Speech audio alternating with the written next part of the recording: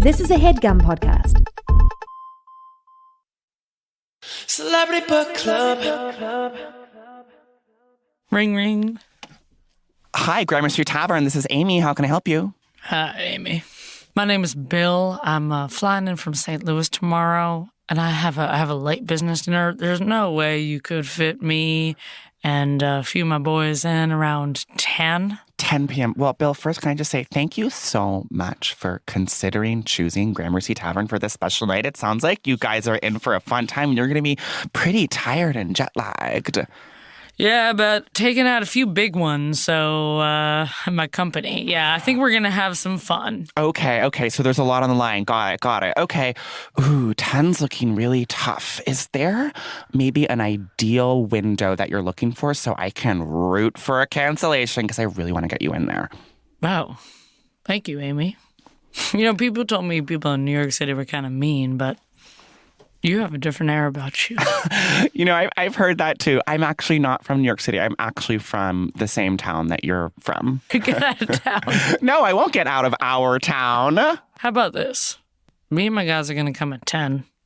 You try to find us a table. If not, I'll be standing out there when you get off with a bouquet of roses. Oh my God, Bob. Don't get my station all soaked. All right, Amy, I'm going to leave you, and you have my number. Wait a minute. Something just opened up, and I don't mean a table. Gotta tell you something, Miss Amy. I'm married. I'm a married man, and I would never risk my faithful, God-fearing marriage for anything. But you seem like someone that we were just meant to be, and I might have to put my marriage on the line. I might have to get us a room at the Hyatt Union Square. Sometimes God shows us things and has a plan for us that's outside of the plan that we originally thought that we had. That's from my favorite book. The Bible? John 4:12. And may I suggest instead of the Union Square Hyatt, the Park Hyatt on 57th, because it is a nicer hotel. Oh, thank you so much for this tip. I've been carrying around this Fodor's 1992 New York guide, and the Fodor's is historically inaccurate and often leads guests astray. Maybe you can show me around this great city that you've become very familiar with. Extremely familiar. I'm 6 months here since I moved from our town. Okay, well, there's a lot of other calls that I have to attend to. I like that ambitious Amy. Y'all got a nickname for me already. All right, ambitious Amy. I'll see you tomorrow at 10 p.m. sharp. Okay. I'll be the man in the lavender tie, big wool blazer, and a 10-buck-ton hat. And smelling like Stetson. They're not their line of cologne that they put out to match their hats. It was nice talking to you, sir. I'll be seeing you there 10 p.m. on the sharp dot of clock. Okay, best wishes, and it was my pleasure speaking with you. Thank you, Miss Amy of Gramercy Tavern. You have a great day. Okay, you too now. Goodbye. Who's that knocking at the door? It's all your friends, you filthy whore. Your husband's gone and we've got books and a bottle of wine to kill. It's Hollywood. It's books. It's gossip. I'm shook. It's memoirs. It's martinis. It's Studio 54. It's Celebrity Book Club. Come read it while it's hot.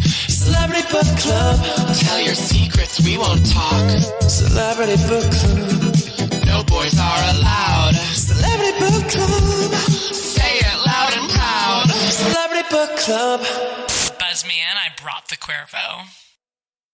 Michelin vibes. Hey, best friend. Oh my God. Hey, best friend. I'm Steven. And turns out I'm Lily. And we read celebrity memoirs. So you don't have to. Ah! So this past few weeks, we've been reading Setting the Table by Danny Meyer. Danny Meyer, of course, restaurateur, perhaps the most famous or most influential restaurateur in the world. And most classy restaurateur, I want to say. Absolutely. You may know 11 Madison Park, 3-star Michelin restaurant in New York. You may know Union Square Cafe, kind of redefined the bistro. Absolutely. New American cuisine, really at the forefront along with Wolfgang Puck. You may know a little place called Tabla that took spices of the East, People probably don't know Tabla. No, I know. I was like, what is Tabla? That one closed too, right? Right. That's the one that closed because it was just like random white person at upscale Indian restaurant. Okay. You may also know the Modern at the Museum of Modern Art. One of the most expensive restaurants. But you certainly know Shake Shack. Locations everywhere. Reinventing the 1950s drive-by American roadside burger and custard. You mean drive? Drive-in. Drive-in. A drive-in. A drive-in, where you drive up and then it's like Kelly girl comes in a roller skates. And she's like, hey, boys, what are we having today? I feel like they were more like teens, though, and not like so busty and Mae West. No, but now that we're talking about Mae West. Oh, I know what you're about to say. That part that's like a waitress should be like of the 30% Mae West.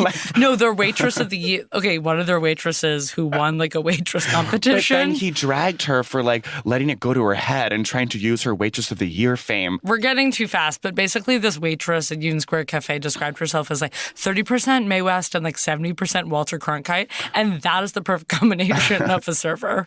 Which is so psychotic. I'm trying to understand in what context Walter Cronkite is someone because that you're you want delivering the wine menu, but at the end you're just like, and you'll be living happy, darling, like on the side of his arm. And I guess it means like, okay, so you have to have the sassy personality, but also be like trustworthy and authoritative. But it's like my chopped bib salad is not like a sobering news story. It's like I believe that it's chopped bib salad. I don't need that delivered with someone who is just like is so dry. Well, I think it's more about just like someone who has the knowledge that Walter Cronkite does of a menu. But you know what's funny? I don't really think of the newsmen of yore as actually being that knowledgeable. To me, they were these blank delivery vehicles. Fucking sheep. These fucking reading from a little cue card. Yeah, like, and their whole thing was that they weren't supposed to have emotion or really know the story. But don't people love Walter Cronkite? And it's people just being like, we sat down at 6 p.m. every night and Father, he lit his cigar and we watched Walter Cronkite. I mean, I think there's a lot of like Freudian whatever. People would just like love this memory they have of their dad, like not loving them. Speaking of dads, Danny Meyer has a dad. Danny Meyer has a dad who is So Danny Meyer. Oh, wait. First, you're probably wondering why we read this book. Oh, that's a really good point to bring up. So we're kind of obsessed with restaurants and dining out. We're huge foodies. I grew up, I want to say rich, and my parents took me to restaurants a lot. And I grew up going to restaurants with Stephen's parents. And so that's like really where our shared love of restaurants comes from. I didn't even know Danny Meyer had a book. And then I was in McNally Jackson, a gorgeous local bookseller in Soho. Do support your local booksellers. And I was in the bathroom and I just picked this up and I opened to a page and he was talking about just in the bathroom? Waiting for the bathroom. Okay. I would never bring an unsold book into the bathroom. Please do not bring unsold merchandise into the bathroom. That's absolutely disgusting. And I opened this page and he was talking about just like developing Shake Shack and having an old-timey hot dog cart and Chicago hot dogs, which are one of my favorite foods. And I was like, oh my God, this book is amazing. Yeah, because it tells the insider backstory of how all of these iconic restaurants came to be and where the inspiration came from. And of course, his perspective on hospitality, which I would say is perhaps like one of the biggest impacts of our world. Of our absolute world is his vision about not just that the customer is always right, but how you should run a business and how you need to be anticipating guests' needs. And it's a way of seeing it life, how to manage someone, how to manage your life, how to treat people. How to make people feel welcome. And happy. And how it's also not about just the customers always right. It's about how to make literally down to the dishwasher feel appreciated. Right. And well, it's also about really sort of, in many ways, you know, I think he's a fan of eliminating the status and like fear and anger that comes with hierarchies in a restaurant setting. And, you know, one thing that's very interesting about Union Square Cafe, and we'll get to this, but no bus people.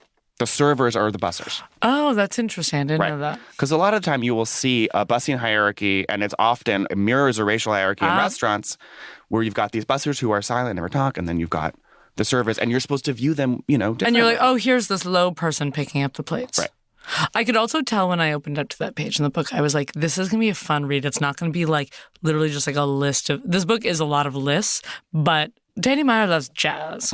And this reads... It reads like jazz. Like jazz. Actually, it's...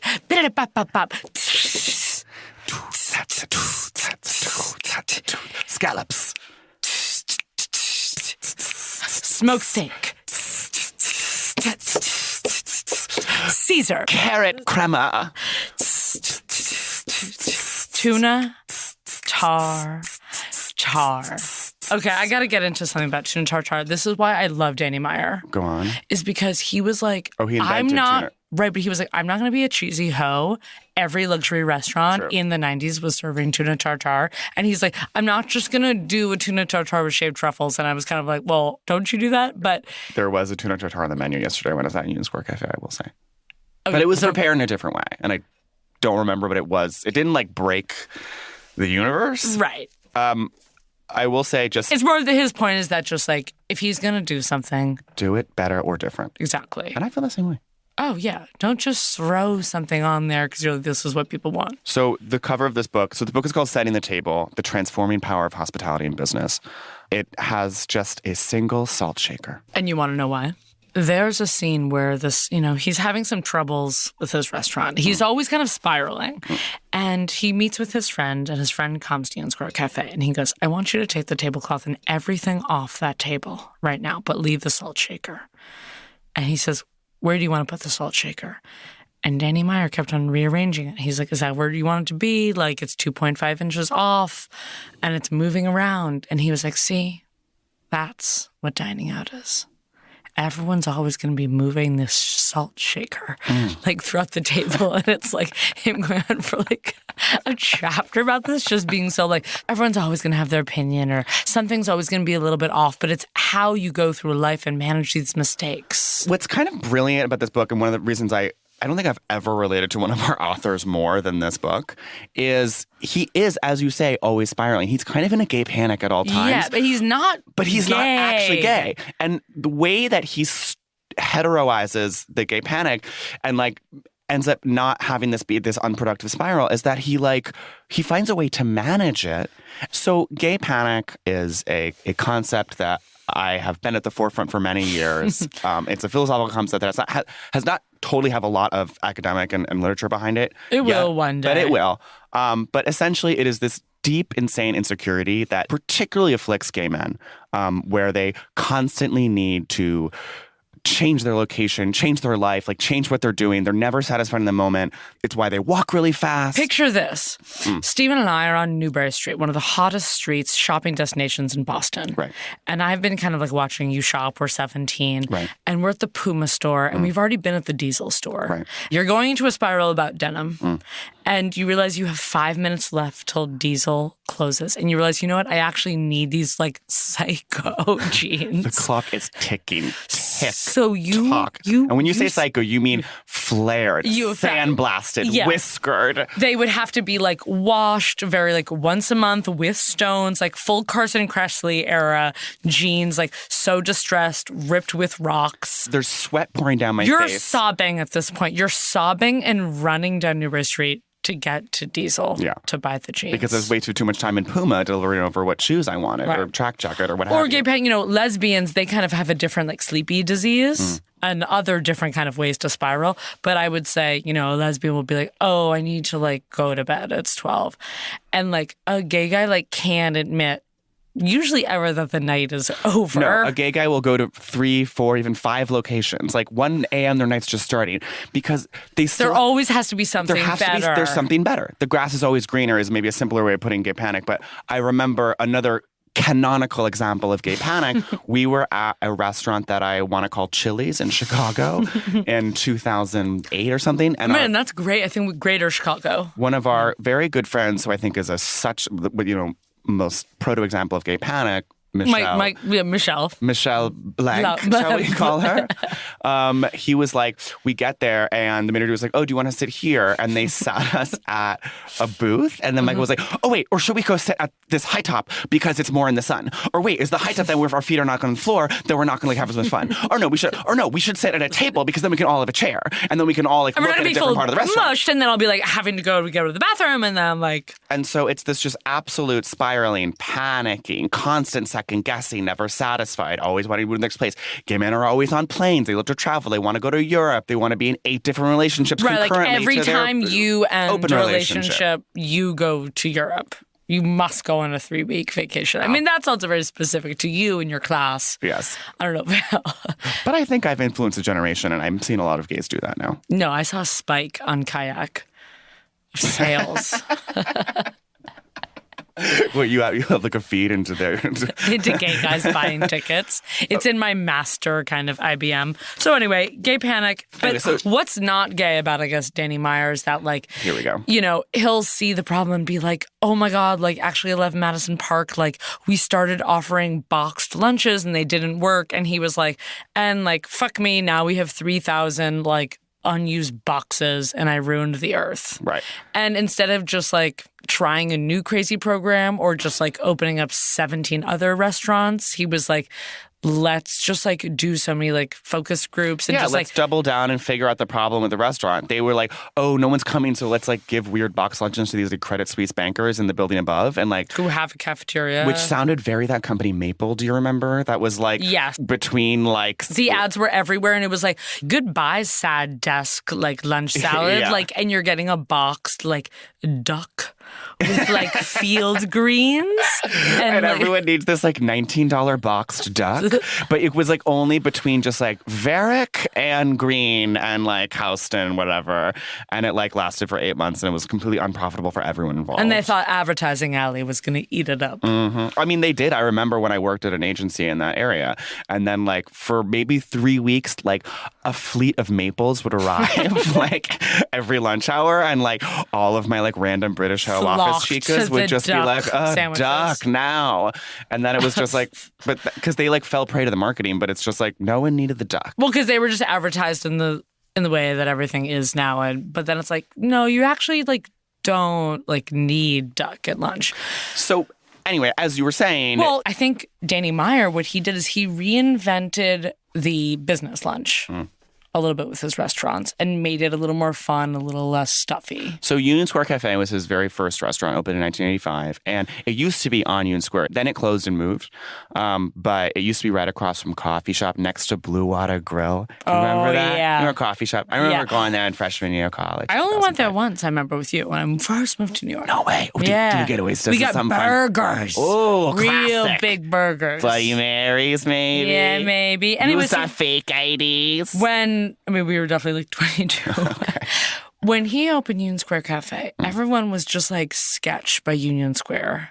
Which is so insane. Crazy to think about that. I also do have to say, though, okay, so I went to Union Square Cafe yesterday and I talked to the bartender there. Mm-hmm. And he was talking about how he used to live in the East Village in the 80s. Okay. And I was like, oh, tough neighbor. He was like, yeah, like people say that, but it was still just like, people were living there. You could walk around. Like, yes, people were doing drugs in like Tompkins Square Park, but it wasn't like it was like so insane. You're getting knifed on every corner. Crime-ridden and just like people always talk about New York in the 80s like that. They're just like, you couldn't.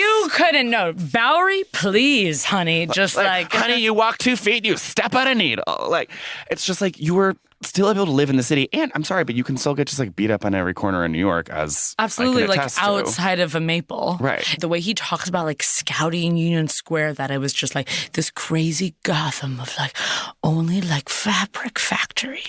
Right. And like everyone there is just like so much steam rising out of stabbing each other outside of delis. And then he's like, but I had a feeling.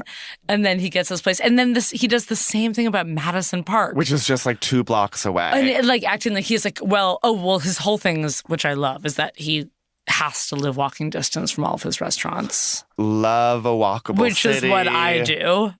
What, you move based on restaurant proximity? You live near no restaurants. Awkward. Okay. That was kind of just like a joke about how I'm a restaurateur.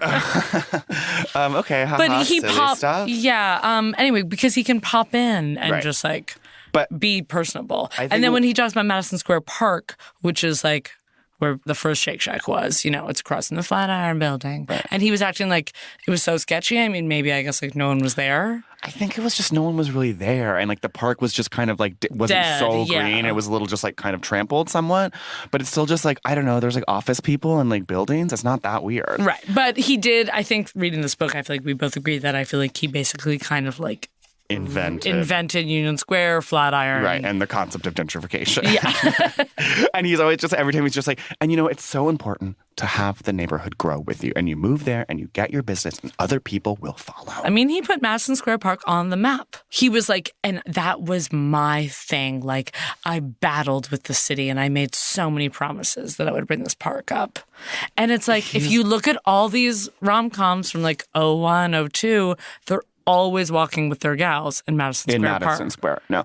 And that brings us to a very important point that I think that the Danny Meyer New York, this New York of like the casual bistro lunch, of like getting wine in a setting that is like fun but like not too expensive. Right. It's like it's not a $27 halibut, but you're getting a $16 salad. And like the fact that all his restaurants were clustered between Union Square and like Flatiron and Madison Square, like, and that would be EMP, Union Square Cafe, Tabla, Shake Shack, Gramercy Tavern. Like, that defines, I think, the rom-com era of the 2000s of like Kate Hudson land. Like, it's right. It's Kate Hudson. She's coming from her advertising job. Yes. She's meeting her friend who works at a publisher.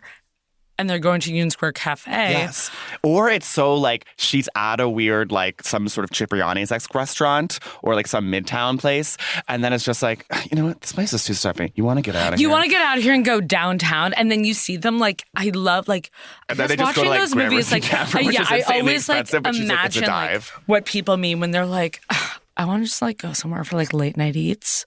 And they don't mean a diner. They just mean like still like getting a big glass of red wine and like pasta. And you're sitting at the bar and you're like, oh, isn't it so casual here? And it's like, well, your bill's still going to be $120. It's not so different. Absolutely fabulous and neighborhoody. And it's giving you this sort of high quality fare. And one thing he does often in the book, he's just like, you always have to break a rule. And then he has these like very convoluted rules where he's like, who says that you can't have extremely fine French cuisine that's at a 4-star Michelin level that is served in a rustic tavern-like setting? And I'm that was insane. It was like, what do you mean, who said? He was like, classic bistro food is like pig cheek a la rouge. And he's like, who says I can't serve fancier food than like duck a la orange, like under just like this barn antique? And it's like, I guess no one is saying that, but it's just like, it wasn't exactly. I think he means he really studied in France. Yeah.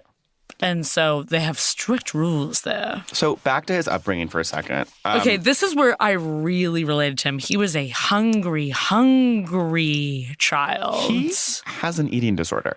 And he's thin, too. I feel like he's a binger. Well, he literally refers to binging. I mean, he talks about how his parents kind of like chided him for gaining weight in middle school, and that he would sneak down for and like ham and like unwrap like prosciutto in their kitchen and then wrap it back up carefully so the mom wouldn't notice that he ate in the it. butcher paper, just like, and he'd be always like stealing so many slices. And then the maid part. Okay, you mean the slave? Well, yeah, his slave, the family slave. That part was so insane. Where he just kind of pops in and he's like, our good housekeeper who came from sharecroppers. Just, never mention. It's just like, no, she came from sharecroppers and she would cook us fried chicken. And mac and cheese. She would secretly give me fried chicken. And then like throughout the day as she was cooking it, and then I would eat it and flush the bones down the toilet so my mom wouldn't know that I had the bone flush was so obese and like eating. That was the most eating disorder. It's like, well, because she would see the bones in the trash and then you'd get like whipped for all your like hungry. Or maybe Daddy would spank or something. I feel like Daddy was a spanker and that wasn't mentioned, but like. Yeah, his dad was a big drinking St. Louis hotelier. Which is very Mae West. Right. That part is so Mae West. And his businesses were also like that of like a throwaway 1950s like slapstick comedy. Like, couldn't you see like a movie like in 1957? He ran a business for tours through Italy for people who worked in the airline industry. And it's someone like getting in a total mix-up or something. And it's like he was just catering to like flight attendants and pilots who were like on shore leave or whatever you get from Pan Am. And then they come to Rome and want to take like a 7-day restaurant tour. And he like charters a bus for all these flight attendants. And he finds like all these trattorias and takes them to it. I mean, great idea. Sure. Before the internet? Right. Please, you needed. Well, and this is back to that point that we're always making, I think, that it's just like before the internet, just like you could just like have like any random business. business? Well, yeah, and it's like, as we were saying, and like all these business people who like, as Danny Meyer was like, oh yeah, and then I like got so rich in sales when I was 23. Oh, he graduated college. I was $1 million earner for like this random software. What was it called? Like SoftBank? It was something? Yeah, like SoftBank, and he was like, and I was their best damn salesman on the team, and hell, I was making like I had to take a pay cut when I worked at Union Square Cafe. And it's just like, that was so brave of you to take that pay cut. I mean, it's very just like classic, I think, rich kid, obviously being like following his dreams, being like, you know what? No, I will stop making $1 million so I can open a restaurant. And that is brave of me. And that is brave. But I feel like his childhood was very mine because his parents were very just like taking him out of school for a week because they had to go to like Gestapo on vacation. No, just, I really felt like I was going to the Alps. Like, I'm sorry, Danny is going to be missing 7 days. I really felt in the beginning that I was like reading about your family. And that's why I think I really like got in there, because it was like about like so many vacations, and just like they were always going to like the Belmont horse races for 7 weeks. And just being like, and I went with Daddy to the races every day. And then that's what I learned how to order oysters Rockefeller. Celebrity Book Club.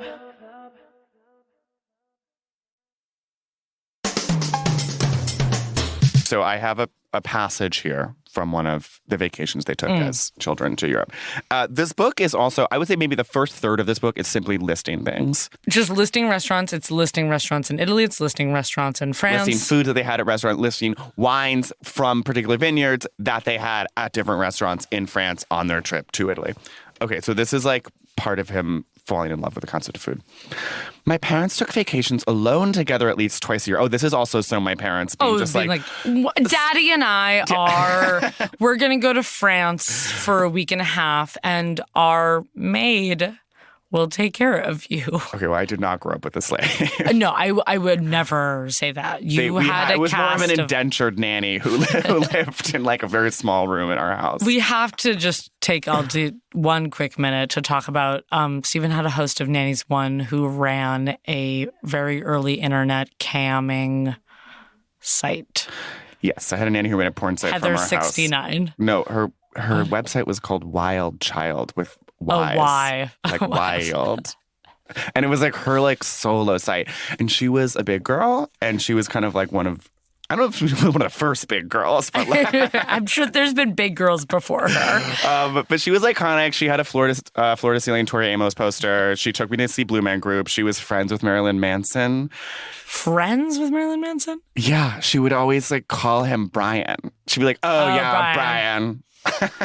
And your brother like discovered like her massive digital camera with like all of her with all of her like saved photos. And I never knew. I found out way later, and I was totally scarred. Were you really scarred? No, I was just like, what? It was just so many. I was 12 at the time. I mean, I think I'm always like, did your brother hook up with her? Like, I think it definitely defined his sexuality. Yeah, for sure. Because he's definitely like into that type of girl in a big way. So horny.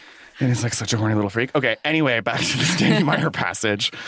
My parents took vacations alone together at least twice a year, and with us in tow another 3 times a year. So that's 5 vacations. That's obscene. The Christmas and Easter vacations were often spent in Florida, in or around Miami, where my dad could be within striking distance of Hialeah or Gulfstream Park so that he could bet on the Daily Double, gambling addict. Every summer I went to family vacation of up to 3 weeks. We went to California when I was 6, pea soup Andersons in Solvang, and sourdough bread and abalone at Fisherman's Wharf made an indelible impression. We went to France when I was 7. Everything made an impression. The hot chocolate at breakfast, so bitter that it needed 2 cubes of sugar. The yeasty baguettes, the sour creme fraiche, and the salty deep yellow butter. We went to New England when I was 8. Fried Ipswich clams, lobster rolls, drawn butter, creamy clam chowder, and golden Indian pudding. What the golden Indian pudding? That's like a turmeric pudding, I think. Is that a New England delicacy? I feel like that feels very like a Native American like tradition that I don't know about. That's a Wampanoag thing. And I feel like what I really related of him talking about how when he would go to other people's houses, like not on vacation, that was like his other food travels, which was very me. Like, because like when you're a kid, you're always like so like shocked by like what other kids have that like your parents don't have. Because you've like never known another world other than your parents. Exactly. Right. So it's like he would go over and be like, you guys use a different kind of mayo, or you guys use like this barbecue sauce. And he was always like being so mean, like reviewing mayos and sauces.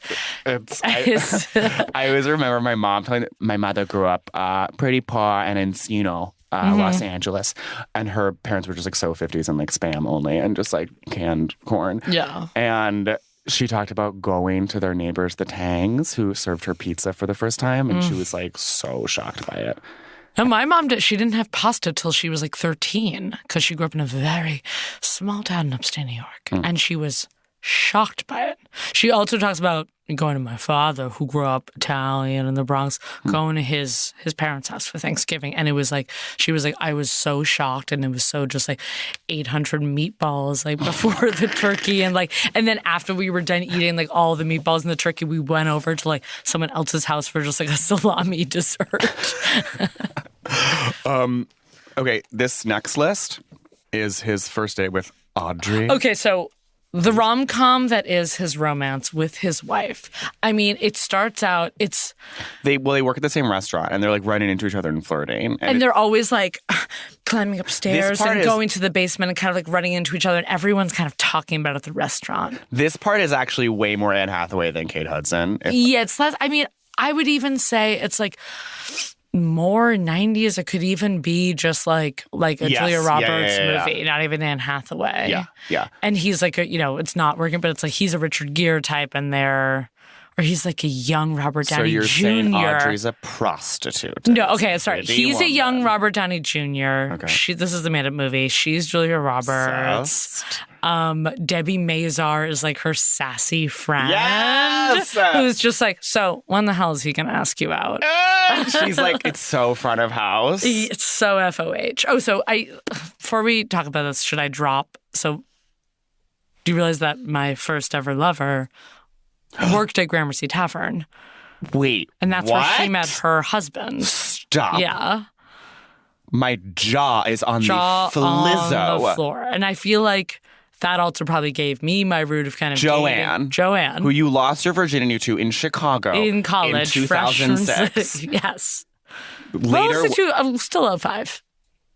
Anyway, it was not fall. Yeah, it was fall. It was Halloween. Because then the next time I had sex was the next Halloween, and I was like, "Oh, I'm a Halloween girl." And that started your tradition of having sex annually. Wait, that's so insane. You beat me by so many months. Well, I think I'm such a fucking loser. You've definitely surpassed, and Stephen has surpassed me by millions. Okay, but like insane gossip, I think. What? Oh, is she gonna? Are they headed for Splitsville? Well, no. I think they like. When they both were working at Gramercy Tavern, like there was drama. Now they're like happily married and have a baby. She literally met her husband the same way Danny Meyer met his wife. Yeah, they were working at a Danny Meyer restaurant. He was chef, like a sous, and she was in the pastry department. Okay, women are always in the pastry department. Well, I think that's like a sexism where it's like it's hard to get. That is a sexism. That is a sexism. I'll call it out when I fucking see it. Like women, I think, are taught that they're like just for pies. That they're baking and they're supposed to bake. Right. Kitchen is so like, yes, chef, and you're jerking off into like, and it's like men are chopping and women are like molding dough. Right. Even though it's like women are supposed to like be cooks, but it's like more manly for like. Right. Because like so many of the biggest pastry chefs, Christina Tosi, are women. That woman that like invented, Batali's person who like invented gelato. Nancy something. Whatever. She's like a famous gelatoist. Okay. They're off. And see, this is we're obsessed with restaurateurs in Union Square. If I may, please just read the passage about their first date. Yeah. Well, now we have this context of Joanne and her husband, so it's very similar to that, I'm sure. Okay. We started with drinks at the Algonquin Hotel. Barely made the curtain for noises off at the Brooks Atkinson Theater on Broadway. Took a cab down to Tribeca for dinner at the Odeon. Then perhaps the liveliest and most delicious late-night dining spot south of Canal Street. Sauntered over to Le Zinc for after dinner drinks and walked all the way up to the West Village for more drinks and conversation at another late favorite restaurant, Texarkana. We meandered up to Audrey's apartment on 22nd Street, which was across the street from Pesca, where we listened to tapes of her singing Broadway tunes and talked until 4 a.m. At that point, I took a cab up to my own place. I was due at work at the restaurant in just a few hours. I got just enough exuberant sleep to have the wherewithal to write a thank you card. My mother's lessons were at last paying useful life dividends, which Audrey found slipped under her door when she woke up later that morning. How completely insane is that to write like a thank you card after a date? That's so, I mean, yeah. That is cute. That is absolutely cute. That is actually cute. Who would do, because to take the time. Right. And you know, he's putting his cards on the table. Okay, but what is a little weird is that he went home and then came back to her apartment secretly to slip it under her door. Well, this is what's so New York and Gramercy, where everyone's just like a 5-minute walk away from each other. And it's so TV show where people are meeting at 7 a.m. Our favorite thing. But I'm just like, I don't know. I guess if someone did that to me, I would think it was the cutest thing ever, but I would also be super creepy by the fact that a thing was slipped under my that you talked later and then you're door. Like, when did you come by?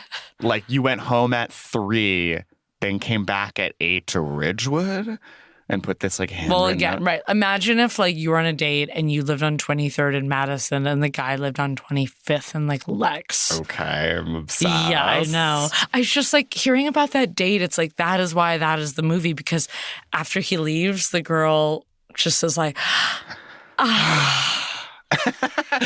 like she closes the door, leans up against the door, and then falls to the floor. And then, like, her friends are, like, calling her, like, off the hook on her big phone. I mean, I do that, like, often, I would say, like, in my head, but I don't. It's been a long time. I'm always wanting, on kind of my first dates, to kind of evoke that energy of, like, and then we went for late night drinks. What was your first date with Maya? Well, I do feel like it was kind your of. current girlfriend. Yeah, kind of that. So we went, our first, I'd say, official date. I was performing at like a gallery comedy show you were hosting, and she came. It was like an installation of a gallery, and I played like a chef as usual. Wait, that was your first date? So she came that, and because she was like coming to Chocolate, and we had like already like met out, and so she like stopped by that and was like, "Yeah, like, do you want to like come to me to like this drinks thing?" So then like we headed into Brooklyn. We got on the F train, and then like went to this random drinks, and I assumed all these girls were her best friends, but it was like random. This was after you taken her to like a cool fucking downtown comedy show. Yeah, then we got drinks in Brooklyn. By the coolest comedians in all New York. Go on. Okay, and I'm just like, these are her best friends, but actually she just like, it turned out like she was like, I've never seen those girls like ever again. It was like weird RISD camp friends. Anyway, and then we're like, okay, now we're gonna like pop into someone else's goodbye drinks.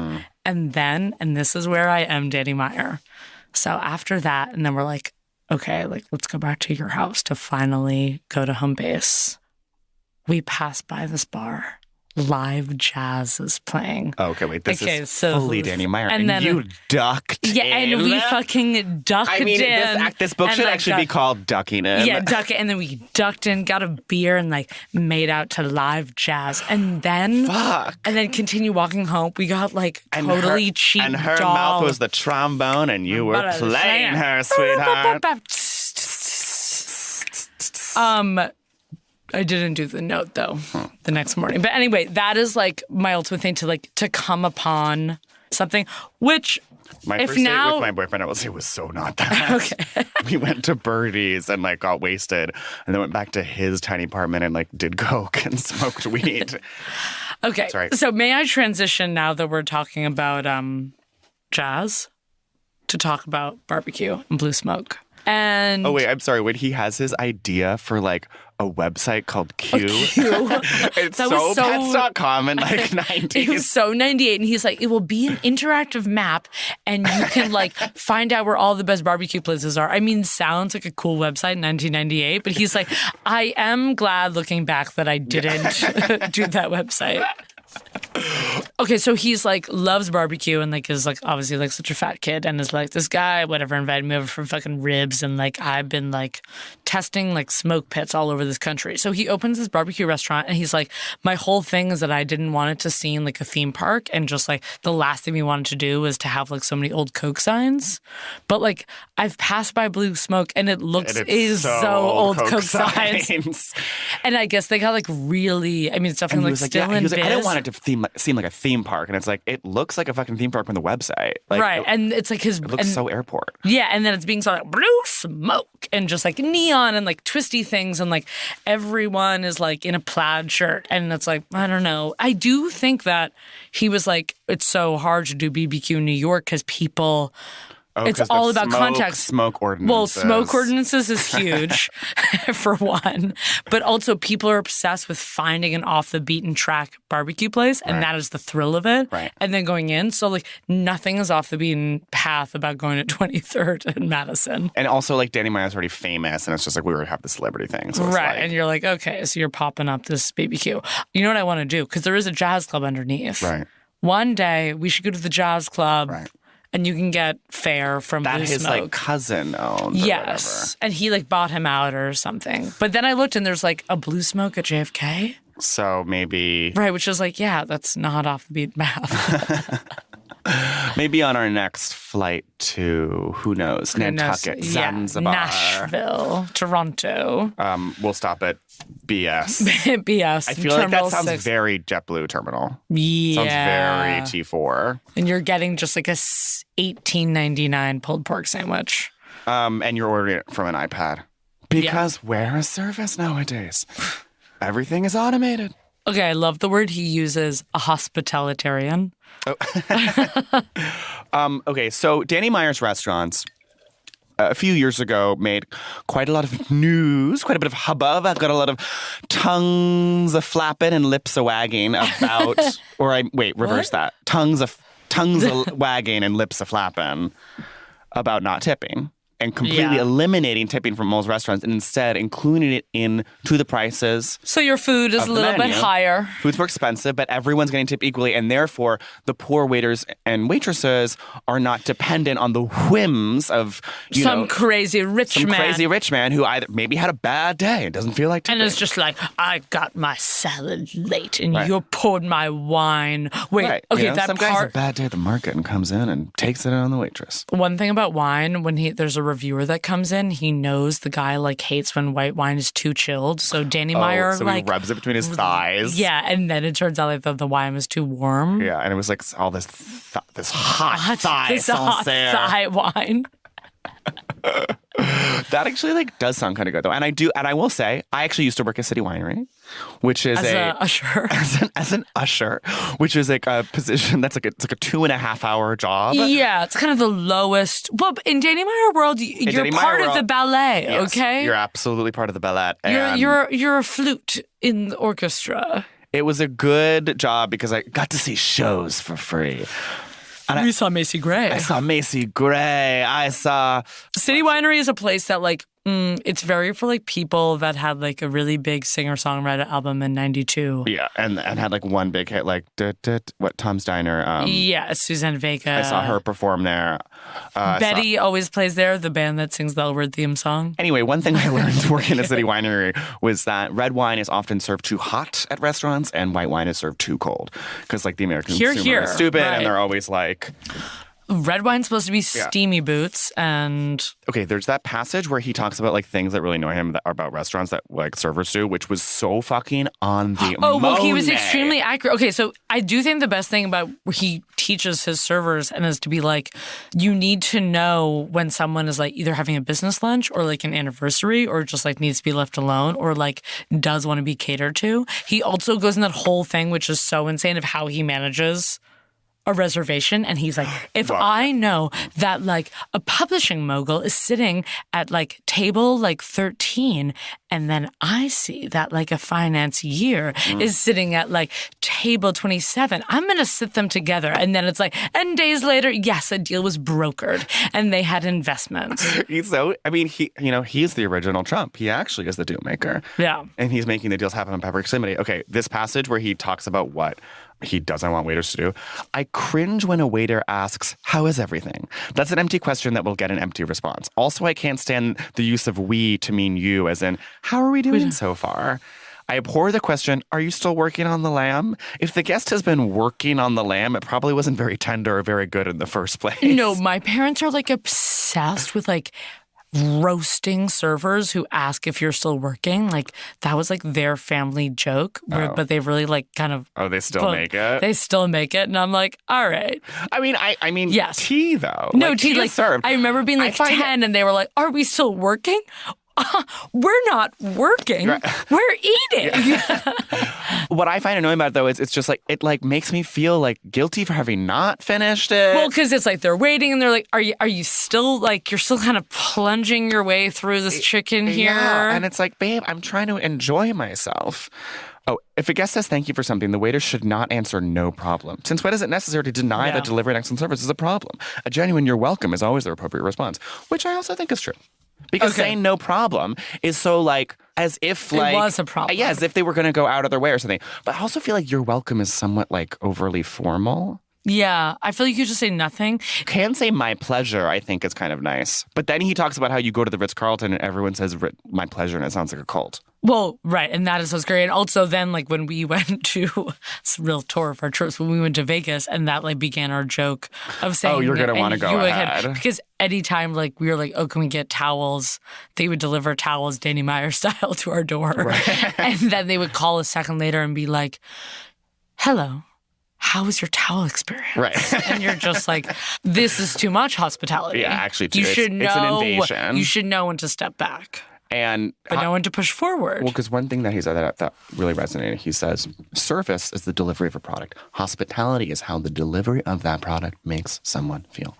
And so, sure, when the towels are delivered promptly, that can be nice. But the phone call, and then are you going to go ahead and enjoy the towels that you received? It's a lot. And I do have to kind of get through my day. Okay, I felt, by the way, like reading this book and like taking all my scrawls of notes, I felt like so like a down and out businessman in like a worn like suit, like reading this book like of like so, how like to death be of a salesman. Yeah, like how to be successful, and I'm taking furious notes, being like, the road to success is paved with mistakes, and I'm just like, no, let me just read this book and then I'll become like a rich hotelier. Well, so when I would say ages 9 to 11, I really wanted to own a hotel. That was one of my big dreams. It was kind of, I would own a women's basketball team or play in a women's basketball team.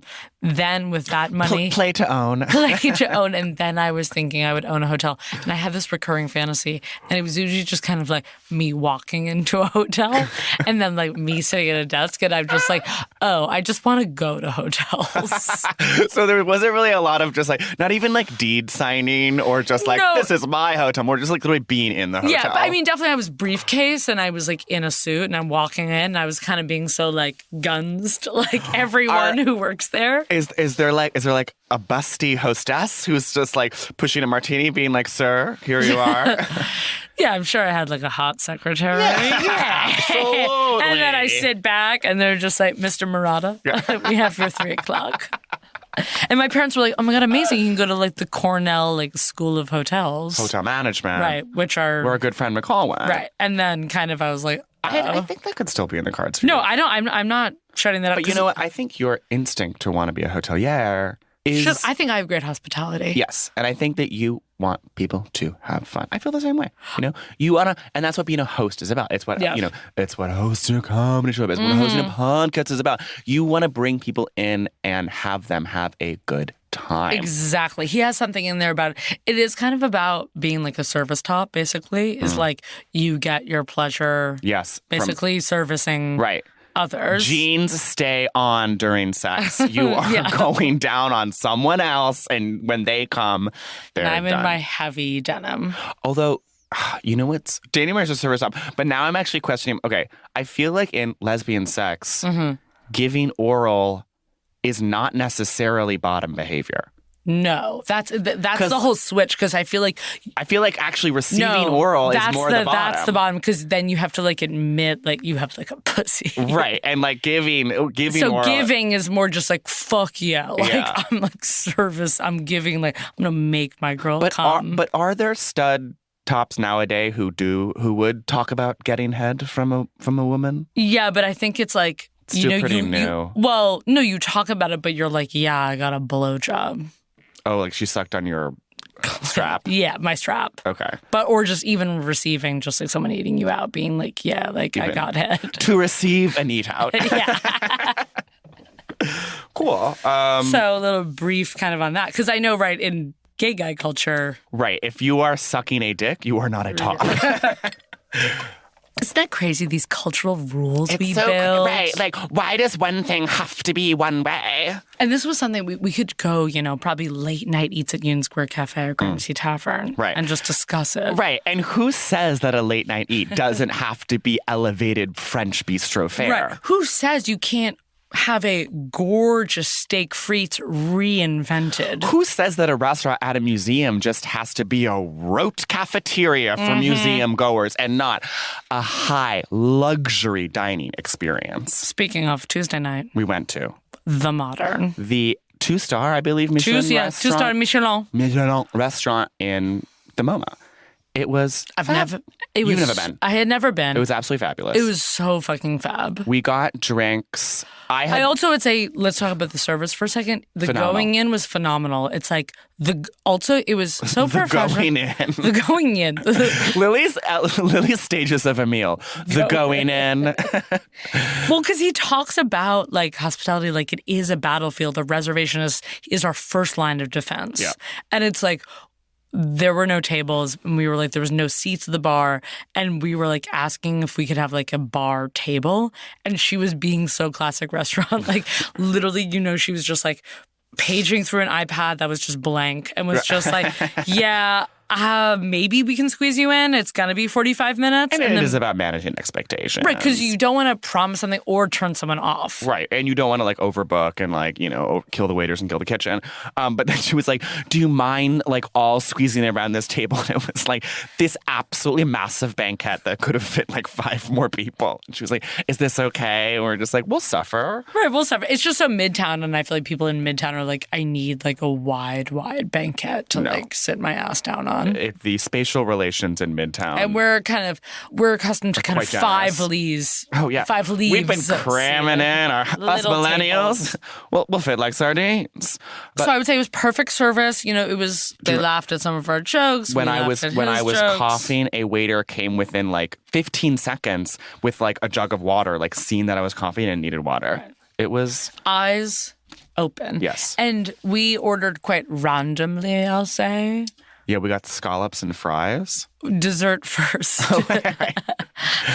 This was because our friend was being weird, and they didn't bat an eye, and they're like the same friend who, ironically, was in that story I told earlier about wanting to sit at a different table at Chili's. And you have to be ready for anything. When someone says, "Hey, I want to get ice cream," and then I want scallops. You don't bat an eyelash. You bring it out as it comes, if that's what the diners need. Also, some woman from Mrs. Maisel was there. Okay, so follow up to that story. So that actress who was Mrs. Swan or Miss Swan on Mad TV is now in Miss Maisel. Yep. Was a couple seats down from us at the Modern. And we look over, we're like, oh my God, that's that woman from Marvelous Mrs. Maisel. Cut to the next day. Also, she was being so fab of having 2 phones and a whiskey. My favorite meal. Do you think it was a Suntory, a Japanese I bet whiskey? It was Japanese, definitely. Like she was screaming Suntory. All their vibes. cocktails were a blend of a Japanese whiskey and an Australian whiskey. And it's just like, and these whiskeys need to live together. Yeah, they have to be combined. Plays well and with everything others. was like, reserve cocktails, 20. Batch reserve, 30. Batch reclaimed, reserve, 35. So I was at Danny Meyer's Union Square Cafe the next day. I pull up to the bar. I put setting the table, this book we're reading, on the bar. I sit down. The bartender looks at me and goes, oh, what's that book? And I like smiling and I'm just like, oh, it's about the restaurant industry. It's pretty good. Then the guy next to me, this like old middle-aged guy on like 7 iPads, turned to go, I helped him write it. Stop. Okay. Then like 10 minutes later, these like two fabulous chicas come in and are having like this. Wait, you're sitting at the bar? I'm sitting at the bar. Okay, classic. Okay. Here's another tip. Always sit at the bar. Always sit at the bar because you become friends with the bartender. They're more likely to like probably give you some free stuff. They give you free shit and they're or like chit-chat. bigger pours. Become friends. So then these two fabulous chicas come in. They're like laughing. Da-da-da. Within 30 seconds, they're talking about Danny Meyer's book. And they're just like, oh no. And he says it in the book. The bartender's over there with these two chicas. He turns to me, smiles. I raise my book cover up and show it to him. And like the chica goes, shut up. You just said the name of the book and it appeared. Quick, say $1 million. No. How old were they?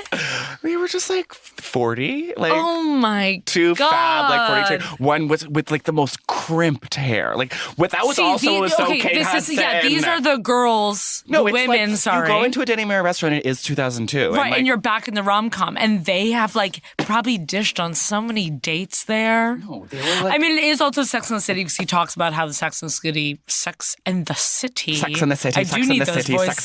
Yes, absolutely. Came on their bus tour to EMP. I live in Madison Park. Yeah. One of the finest restaurants in the world. Absolutely. So those teachers are...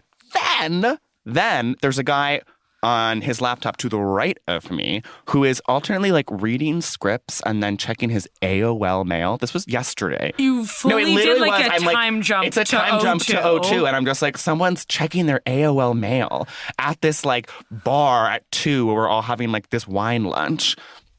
So I've like already talked to the bartender about this podcast and sort of why I'm here, just to sort of be upfront about my motives. No, I mean, because he was like, because I don't want him to think I was some weird spy or like that I was like a cop hired by Danny Meyer or like whatever. Yeah, because I was like, that is so like wearing the band's T-shirt to the band when you said that you were bringing the book like there and you're being so front and center, and I was like, either they're gonna love it or be like so sketched They're gonna love it because everyone there is a full Danny Meyer fan. Right. So this guy's listening to me say this, and he was telling me his career as a writer. And he's like, oh, okay, so like I'm actually I'm a writer for Marvelous Mrs. Maisel. And I was just like, wait, what? And he was like, we actually had like the Maisel premiere at MoMA. And I was like, oh, like the Maisel brothers have a new movie? Because I thought I just like remembered you like working for the Maisels. Maisels. And so like I know that they exist. And he was like, no, the Marvelous Mrs. Maisel. And I was like, oh, what?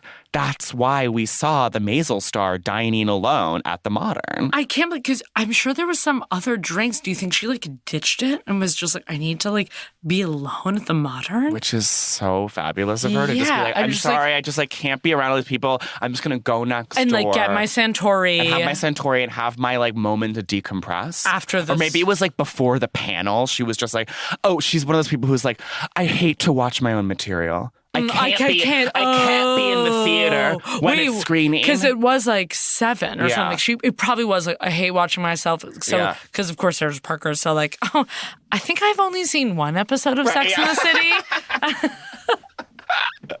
Anyway, it was just like, wow, Danny Meyer owns New York. Like, people are going to the Monterey one night and then going to Union Square Cafe the next day. I go for his hospitality. And I feel like the whole thing about Union Square Cafe is him building repeat customers. People who go to Union Square Cafe are people who go every week. Everyone there was a regular. Then another guy comes in and the bartender turns to me. He's like, oh, hey, Nick, like, you take sparkling, right? And he's like, of course. And then he's like, and he just like knows his water memory order. And the water.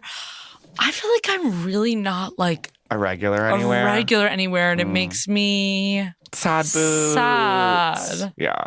Like, I've like the bar probably I've been to like most is probably just like Julia's. They don't like recognize you. I mean, I would say I'm a regular at Asian Aroma where I host my comedy show. Well, that doesn't count. Certainly not. You're not like going there just for like the spaghetti oil. No, I'm not going for the pasta with oil. But if I ever go there when I'm not, I mean, I get that's different. That's a venue I have a relationship with. Yeah, it's very different. Yeah. Like, I'm also a regular at Honey's, I guess. Yeah. Where I perform and clean and drink. But I don't really get any free drinks at Honey's, really. We used to. Yeah.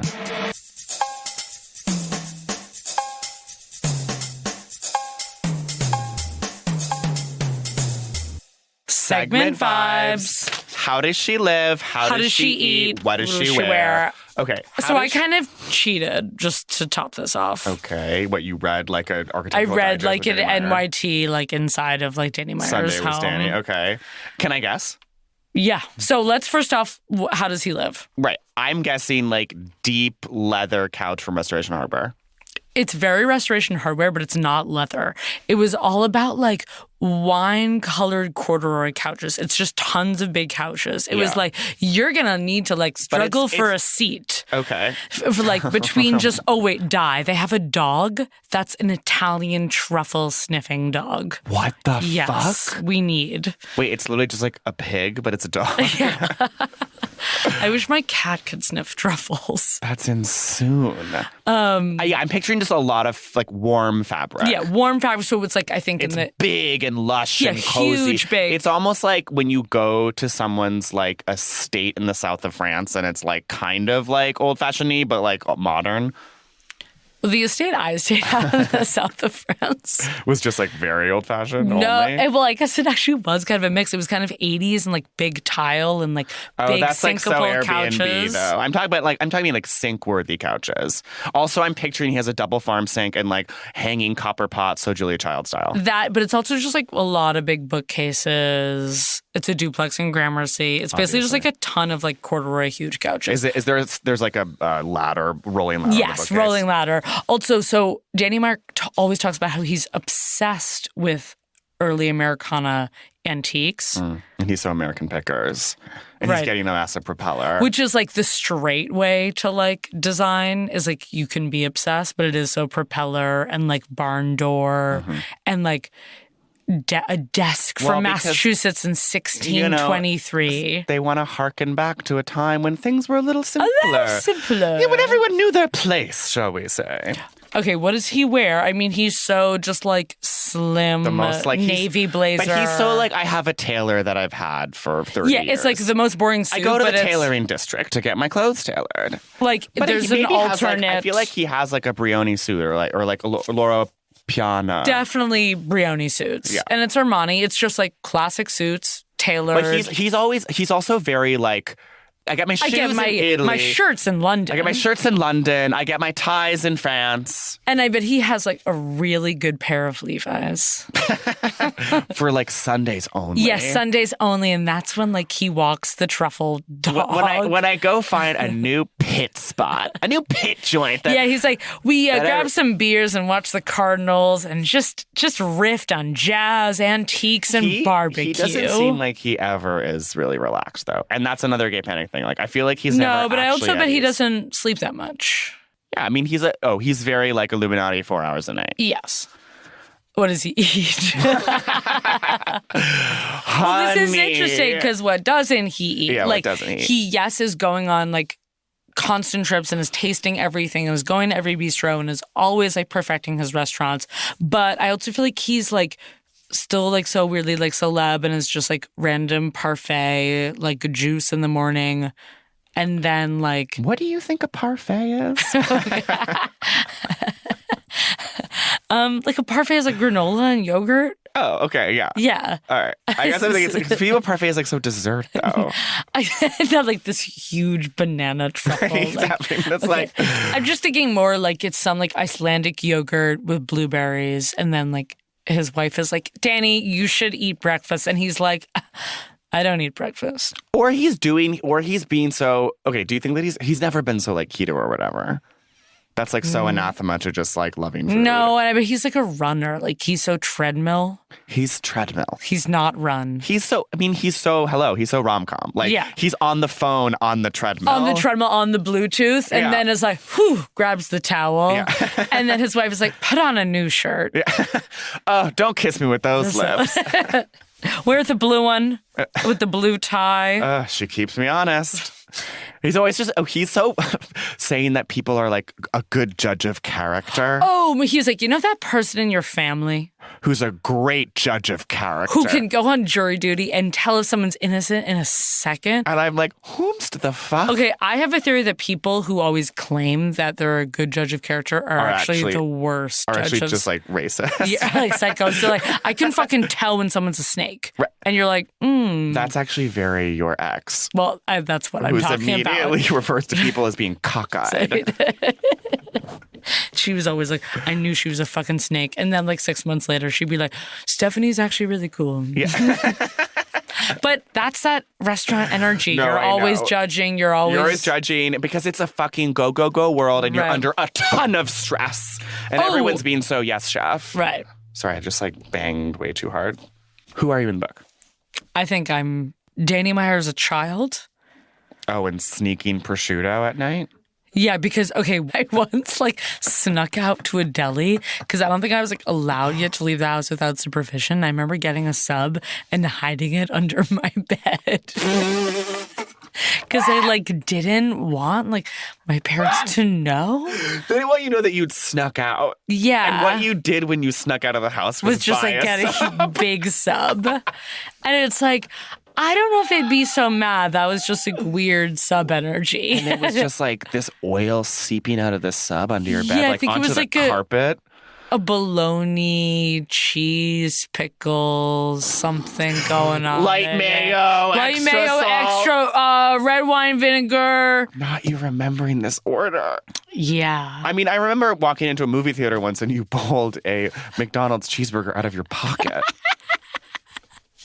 So, old habits. Also, one time, remember we brought subs into a movie theater and the guy was like, oh, you can't bring food into a movie theater. We're like, come on, we're not going to eat these subs in the movie theater. I was already in. Okay. And he was like, I guess you're right. No one would eat a 12-inch sub in a theater. And then we proceeded to devour those. That was during Ocean's 8. Yeah, and I was we were all and the lights covered came on and we're covered in balsamic. My scent, balsamic. Who am I in the book? You're also I'm Danny. also Danny Meyer, just constantly going on vacation with my parents and having this gay panic and just being a restaurant needs to be expensive. I could also see myself as just one of his many friends that he's he was a really good guy, really good pit master, and he knew his way around a vineyard. or are we both all the people who died of AIDS in 89? Sad. That was cool that he did a shout out. No, it was his cool AIDS that he shout was out. being very shout out. He was just we did lose a lot, and and ultimately our third general manager of that restaurant, right, also, Michael something, Mike Romano, then also died, succumbed to the AIDS virus in 1989. And it was too bad that we kept losing people. But I focused on my next restaurant. Right, and that's when I got the idea for Tabla. Right. Maybe I'm his cousin later in life who opened Blue Standard, the jazz club. Oh, had that double. You were you had a jazz club that was struggling. And someone helped me out and was like, what if I buy you out and add a restaurant to it? And I'm like, sounds good to me. I see that. Wow. So what a book. What an incredible journey. I triple recommend if you like food, hospitality. If you're into restaurants, if you're into New York City, if you're into the rom-com, if you like to duck in.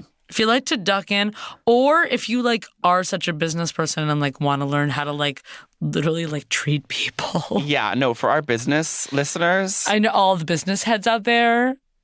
This is actually a very helpful book. Much better than some of those fucking cash grab Rich Dad, Poor CEO Dad books that they throw. I mean, fucking Jack Welch or whatever. Some asshole writes some book. Because all business books are usually honestly pretty worthless. And they're just and they're so boring and impersonal. Yeah. This is real. And these lessons about hospitality are absolutely vital. I mean, interesting. He says he was I absolutely was not going to be such a Trump and do The Apprentice or do an Apprentice style show. And literally, and I've never when I was at USC yesterday, he gave me all this wine to try. I was I'm kind of thinking this or this or this. He was let's try all three. He gave me a generous pour of 3 different wines. It was finish them all. I don't want to let wine go to waste. That.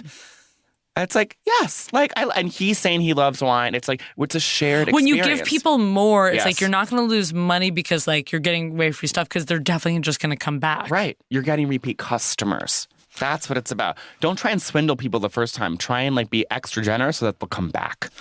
And you're just being this one actually you're going to love and is really fun. And that's the bottle that's 62. And when I said to the guy yesterday, I have this new thing where I say that I want a wine that tastes like it's just been on a hike. That I want it to be wiry and muscly and a little bit sweaty. Okay, that's very this review of Upstate Restaurant Lil Deb's wine program. What, all the wines are just Well, they say that they don't when they're rough at Yeah, they are always like, oh, like, what's your favorite, like, body of water to swim in? And, like, that's how they choose the wine. What's your favorite body of water to swim in? The ocean. You're a natural lady. I'm a big, salty. And you like getting But I love tossed around ocean. by a big wave. I love getting, like, fucked by a wave, but That's the only time you're bottom. it's true when I'm in the ocean. You want the ocean. I want the ocean in an ideal world. I want the ocean and then finish the night off in the pool. You are And I have submerged both. all day. Yeah, I like to stay wet. Wait, okay, just last thing. Which Danny Meyer restaurant are you? Well, I'd like to think I'm the modern. Absolute luxury, art, culture, midtown, banquettes. But maybe I am more of a USC I Kate think Hudson. you're USC. Yeah. You're Kate Hudson. It's like you're more like gorgeous Caesar salad. Mm-hmm. You're not, yes, you're luxurious, but you're not all the time like crazy $30 like Japanese whiskey. You know what I think you are, and this is actually going to come as a surprise, but not? What? Gramercy Tavern. Oh, because I'm like retro? Yeah. And you're like, you do have like a big propeller in your apartment. know, and you have so many like weird, like old little like Pep Boys, like statues and mugs and old signs. And thank you so much for saying I'm Gramercy Tavern and not Blue Smoke, because I'm not a fucking theme park. No, and I'm just like real antiques. And you're not at JFK that often. Let's be honest. No. I'm more LaGuardia. All right. Next week, we will be reading DJ Steve Aoki. And his book, The Color of Noise. It's actually Blue, The Color of Noise.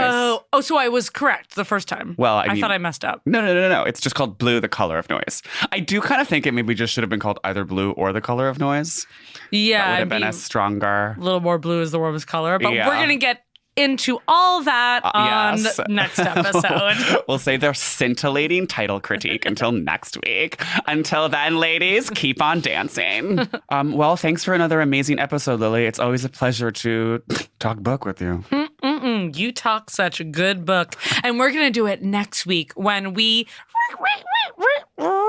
read Steve Aoki's memoir. Which we just discussed. But seriously, guys, thank you so much. And I am just going to put out a little ask there. We know we've been bullying you to write reviews and stuff, but here's the deal. And I don't want to sound like, a Pollyanna or the opposite of a Pollyanna, someone who's Anna Polly, who's sort of ringing the alarm bells and being an alarmist. But like, we are actually on the verge of being canceled. And if you do not tell your friends about us, and if you do not spread the word, and if you do not print out flyers and post them to telephone posts in your neighborhood, we're just going to be another podcast left in the mother chumping dust. do you want it to see the desiccated carcass of CBC on the desert side of the road? And by the way, of the audio the reviews industry that are coming in, Oh, no, they're phenomenal. amazing. Thank you so much. Great and work. And honestly, like, our heart goes Really. out to you from the 9 a.m. club to the 7 a.m. club, like from every single club kid out there in the club kid universe. Thank you so much. But like, it is do or die. And like, you need to get out there and you need to spread the word. Thank you. Thank you. Oh, and also, like, we'll see you next week. Best. Bust? Yeah, good fun.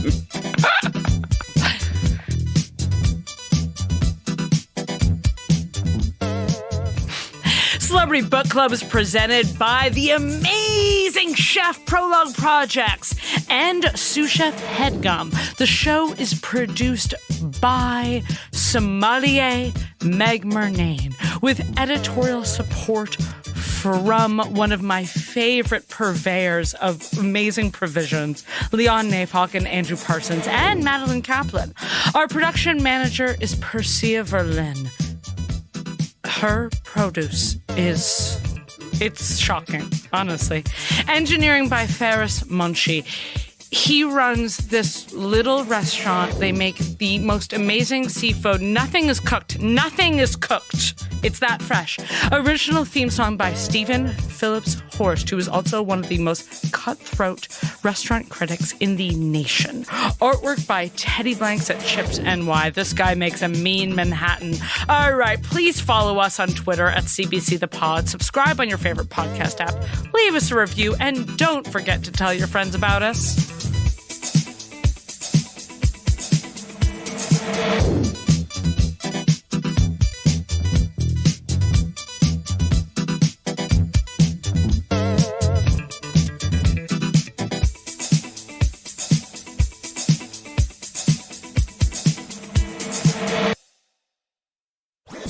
That was a HeadGum podcast.